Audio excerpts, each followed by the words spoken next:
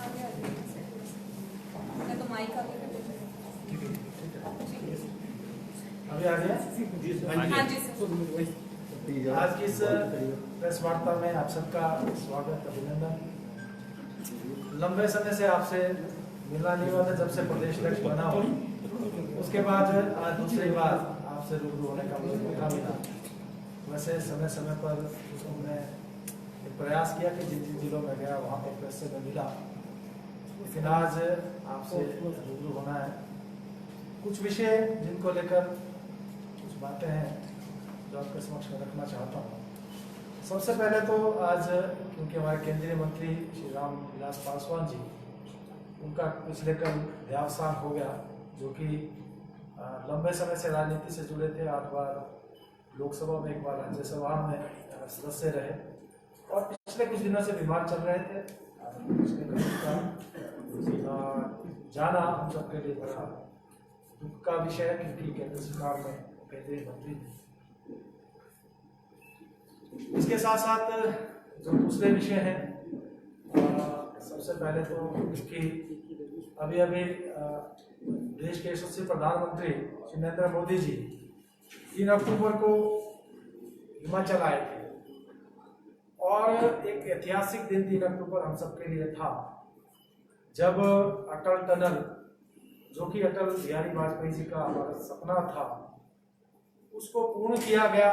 दुनिया की सबसे ऊंची और सबसे लंबी टनल का उद्घाटन माननीय प्रधानमंत्री श्री नरेंद्र मोदी जी ने किया और प्रधानमंत्री बनने के बाद मोदी जी 4थी बार हिमाचल प्रदेश में आए। कुल मिलाकर बहुत ऐतिहासिक दिन था और अटल टनल, जो कि अटल बिहारी वाजपेयी जी का सपना था, उसको पूर्ण किया। जिस समय श्री मोदी जी हिमाचल प्रदेश के प्रभारी थे और उस समय से लेकर और जब प्रधानमंत्री बने उस समय इसका लोकार्पण करना हम सबके लिए बहुत खुशी की बात है। इस टनल के बन जाने से जहां लाहौल स्पीति के लिए ऑल वेदर कनेक्टिविटी हो जाएगी, ना केवल हिमाचल प्रदेश में पर्यटन को बढ़ावा मिलेगा, साथ ही साथ हमारे देश की सुरक्षा के लिए भी सामरिक दृष्टि से बहुत महत्वपूर्ण है। इस टनल के बनने से जहां लेह लद्दाख तक हमारी कनेक्टिविटी ऑल वेदर हो जाएगी, साथ ही साथ हमारी सेनाओं के लिए भी जब भी कोई आवश्यकता होगी तो उसके मूवमेंट में भी इसका लाभ मिलेगा। लगभग 3700 करोड़ रुपए की लागत से इस टनल को, जो कि अत्याधुनिक है, जिसमें कि लोगों के लिए बहुत सारी सुविधा और कनेक्टिविटी की सुविधा यहाँ तक दी गई है, तो बहुत ही अति आधुनिक टनल बनी है। उस दृष्टि से बहुत ही महत्वपूर्ण दिन 3 अक्टूबर का हमारे लिए। तो मैं माननीय प्रधानमंत्री नरेंद्र मोदी जी की इस सौगात को देने के लिए, इसके लोकार्पण के लिए उनका धन्यवाद करता हूँ, उनका आभार प्रकट करता हूँ और हिमाचल प्रदेश को अपना दूसरा घर मानते हैं। उस दृष्टि से ये बहुत ही महत्वपूर्ण धन्यवाद। जो दूसरा विषय मैं आपसे साझा करना चाहूँगा कि जो हमारे 2 कृषि विधेयक अभी संसद में पारित और आज हम देखते हैं कि उनको लेकर हमारा जो विपक्षी दल है कांग्रेस पार्टी, हिमाचल प्रदेश के किसानों को भ्रमित करने का प्रयास कर रहा है। मैं ये कहना चाहूंगा, जो दोनों विधेयक आए हैं, जिसमें पहला विधेयक कृषि उत्पाद व्यापार एवं वाणिज्य संवर्धन एवं सरलीकरण और जो दूसरा विधेयक कृषक सशक्तिकरण एवं संरक्षण है, इन दोनों विधेयकों से इस देश के किसानों की जो है दिशा बदलने वाली है, उनकी दशा में सुधार होने वाला है। आज तक जो भी सोचा गया, हर बार कृषि के उत्पादन को बढ़ाने की दृष्टि से ज्यादा प्रयास, लेकिन किसानों की आमदनी में इजाफा हो, उस दृष्टि से अगर सोचा तो ये देश के यशस्वी प्रधानमंत्री श्री नरेंद्र मोदी जी ने सोचा 2022 तक किसानों की आमदनी को दुगना करना, और उस दृष्टि से जो पग उठाए गए, चाहे उसमें किसानों को किसान सम्मान निधि देना, 6000 रुपये प्रति वर्ष उनके खातों में देना, फसल बीमा योजना को शुरू करना, नीम कोटेड यूरिया किसानों को उपलब्ध करवाना, सॉइल हेल्थ कार्ड किसानों को उपलब्ध करवाना ताकि उनको इस बात की जानकारी हो कि कौन सी भूमि के ऊपर कौन सी खेती करना है। और इस दृष्टि से बहुत सारे पग उठाए गए और अब ये 2 विधेयक आए हैं उसी दिशा में एक महत्वपूर्ण कदम है, जहां जो पहला विधेयक है जिसमें कि बिचौलिया प्रथा को समाप्त करना और किसान अपनी उपज को कृषि मंडियों के साथ साथ ओपन मार्केट में भी बेच सके, उस दृष्टि से बहुत महत्वपूर्ण है। किसान स्वतंत्र है कि अपनी उपज को वो कृषि मंडियों में भी बेच सकता है या फिर ओपन मार्केट में भी बेच सकता है। जो बिचौलिए उनके जो लाभ का बहुत सारा हिस्सा बिचौलिए ले लेते थे, उससे उनको मुक्ति दिला। इसके साथ साथ जो हमारे एमएसपी हैं बहुत से, क्योंकि हम इस बात को देख रहे हैं कि आज कांग्रेस पार्टी एक तो इस बात को लेकर लोगों को भ्रमित कर रही है कि कृषि मंडियों को बंद कर दिया जाएगा, लेकिन इस विधेयक में स्पष्ट रूप से कहा गया कि किसान इस बात के लिए स्वतंत्र है कि वो मंडियों के माध्यम से भी अपनी उपज को बेच सके या फिर ओपन मार्केट में बेच सके। और जहां तक एमएसपी की बात है, एमएसपी हमारी पार्टी ने एमएसपी को बढ़ाया है और आगे भी ये जारी रहेगी। अभी केंद्रीय कृषि मंत्री नरेंद्र तोमर जी ने संसद में बयान देकर जो बहुत सी हमारी उपज है उनके ऊपर जो एमएसपी है उसको बढ़ाने का भी ऐलान किया, अर्थात एमएसपी को बंद नहीं किया जा रहा।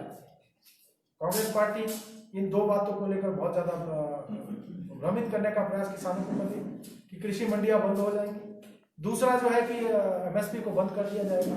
लेकिन स्पष्ट रूप से मैं कहना चाहूंगा कि एमएसपी भी जारी रहेगी और कृषि मंडियां भी अपना काम उसी प्रकार से जो है करते रह सकते। और जो दूसरा विधेयक है उसमें जहां तक किसान और खरीदार के बीच में जो जिसको कॉन्ट्रैक्ट फार्मिंग भी हम कह सकते हैं, जो उनके बीच में एग्रीमेंट हो रहा है जिसमें कि किसानों को बहुत ज्यादा फायदा उसका होने वाला है, इस विधेयक में स्पष्ट रूप से कहा गया है कि जो भी खरीदार और कृषक के बीच में एग्रीमेंट होगा, जो भी कॉन्ट्रैक्ट होगा, वो उस समय होगा जब बिजाई का समय होगा, बुवाई का समय होगा और केवल फसल संबंधित करार हो। कृषक की भूमि संबंधी किसी प्रकार का भी करार नहीं होगा। किसान अपनी भूमि का स्वामी रहेगा, केवल मात्र जो उसकी उपज है उसी का कॉन्ट्रैक्ट होगा। और अगर किसी कारणवश जो फसल खराब हो जाती है, उस दृष्टि से उस समय भी जो करार करता उसको कृषक को जितना भी करार हुआ, जो एग्रीमेंट हुआ है, जो राशि तय की गई है वो कृषक को उसको देनी ही होगी। अगर किसी बात को लेकर किसान और खरीदार के या जो कॉन्ट्रैक्टर है उसमें विवाद होगा तो स्थानीय स्तर पर उसके ऊपर केवल उसका अधिकार होगा और किसान की भूमि के ऊपर किसी प्रकार का उसका हक नहीं। जो कांग्रेस के लोग कह रहे हैं कि अदानी, अंबानी और दूसरे लोग आ जाएंगे और किसान की भूमि के ऊपर कब्जा कर लेंगे, ऐसा इस विधेयक में कहीं पर भी नहीं है। स्पष्ट रूप से केवल जो करार होगा फसल का होगा, इसके अलावा कृषि भूमि संबंधी कोई करार नहीं। तो निश्चित रूप से दोनों ही विधेयक, अभी तक इसकी वैक्सीन नहीं बनी है, कोई दवाई नहीं है और हमारे केंद्रीय नेतृत्व यशस्वी प्रधानमंत्री श्री नरेंद्र मोदी जी ने जिस प्रकार से सबसे पहले लॉकडाउन किया, उसका नतीजा रहा कि हमारा देश जो कि 130 करोड़ से ज्यादा लोगों का देश है, आज भी काफी हद तक सुरक्षित है। और उस दौरान कोरोना समय में जिस प्रकार से प्रयास किया गया कि कोई भूखा न सोए, लोगों को राशन मुहैया कराना, राशन उपलब्ध करवाना, हमारी जो उज्ज्वला योजना उसके तहत गैस के सिलेंडर उपलब्ध करवाना, मनरेगा की अतिरिक्त धनराशि का प्रबंध, अनेकों ऐसे काम किए गए ताकि आम व्यक्ति को उसका फायदा मिल सके। इसके साथ साथ 1,75,000 करोड़ का आर्थिक पैकेज, उसके बाद 20 लाख करोड़ का जो पैकेज इस देश के लोगों को मिला, इस देश के किसानों को, इस देश के छोटे व्यापारियों को, एमएसएमईज को, प्रवासी मजदूरों को, और ये प्रयास किया गया कि हमारे लोगों को इस दौरान किसी प्रकार की दिक्कत ना हो। आत्मनिर्भर भारत का जो सपना देखा गया और हमारा देश आत्मनिर्भर बने, हम अपनी लोकल वस्तुओं का प्रचार प्रसार करें, उस दृष्टि से देश के प्रधानमंत्री ने काम किया। और अगर प्रदेश की बात करें तो हमारी सरकार ने बहुत अच्छे ढंग से इस दौरान काम किया। माननीय जयराम ठाकुर जी उनकी कार्यकुशलता के लिए उनको बेस्ट परफॉर्मिंग चीफ मिनिस्टर भी आंका गया। और हमारी पार्टी ने भी इस दौरान ये प्रयास किया कि कोई व्यक्ति भूखा न सोए, उसको भोजन के पैकेट दिए जाए। इस दृष्टि से 5 लाख से ज्यादा लोगों को भोजन के पैकेट दिए गए, 1 लाख से ज्यादा लोगों को राशन किट बांटी गई। हमारा महिला मोर्चा लगातार कार्य में लगा रहा, सैनिटाइजर उपलब्ध करवाए, फेस कवर्स उपलब्ध करवाए। हमारे लोगों ने, हमारे कार्यकर्ताओं ने जो है सीएम कोविड फंड में लगभग 10 करोड़ और पीएम केयर्स फंड में लगभग 5 करोड़ राशि एकत्रित करके दी। अर्थात हमारी पार्टी के कार्यकर्ता लगातार उनका ये प्रयास कि अपने जीवन की परवाह किए बिना उन्होंने दूसरों की सहायता करने का प्रयास किया। लेकिन दुर्भाग्य इस बात का है कि आज कांग्रेस पार्टी के नेता, हमें जानते हैं कि कोरोना किसी दल, पार्टी या समुदाय या जाति को पूछ कर नहीं आता, किसी को भी हो सकता है। लेकिन जिस प्रकार की बयानबाजी बार बार सरकार के ऊपर या पार्टी के नेताओं के ऊपर आरोप लगाने का प्रयास कर रहे हैं, जो कि बहुत ही दुर्भाग्य है। कोरोना के समय में कांग्रेस के नेता अपने ड्राइंग रूम में बैठे रहे, अपने घर के अंदर बंद रहे, किसी भी व्यक्ति को ना इन्होंने किसी को राशन उपलब्ध करवाया, ना भोजन दिया, ना फेस कवर्स दिए, और केवल मात्र बयानबाजी करते रहे, जो कि बहुत ही दुर्भाग्यपूर्ण है। और इस प्रकार का बयान बांटने की कोशिश करते हैं कि जैसे कि इनका कोरोना प्रदेश के किसानों को भ्रमित करने का प्रयास कर रहे हैं। निश्चित रूप से बहुत ही दुर्भाग्यपूर्ण है। एक पक्ष की और पक्ष के रूप में इनको सकारात्मक भूमिका निभानी चाहिए। इनको पार्टी का, उनको हमारी सरकार का सहयोग करना चाहिए, चाहे वो कोरोना की बात करें हम, या जो भी जहां पर भी उचित हो, इनको सरकार को उचित एक सहयोग। वापस लौट गए, कुछ देके नहीं गए हैं। यहाँ पे जनता को काफी अपेक्षाएं थी उनके इस विजिट से, चाहे आर्थिक पैकेज की बात करते हैं, हिमाचल के लिए कुछ विशेष नहीं। प्रधानमंत्री जी हिमाचल प्रदेश को अपना दूसरा घर मानते हैं और लगातार हिमाचल प्रदेश से उनका स्नेह रहा। अभी एक ऐतिहासिक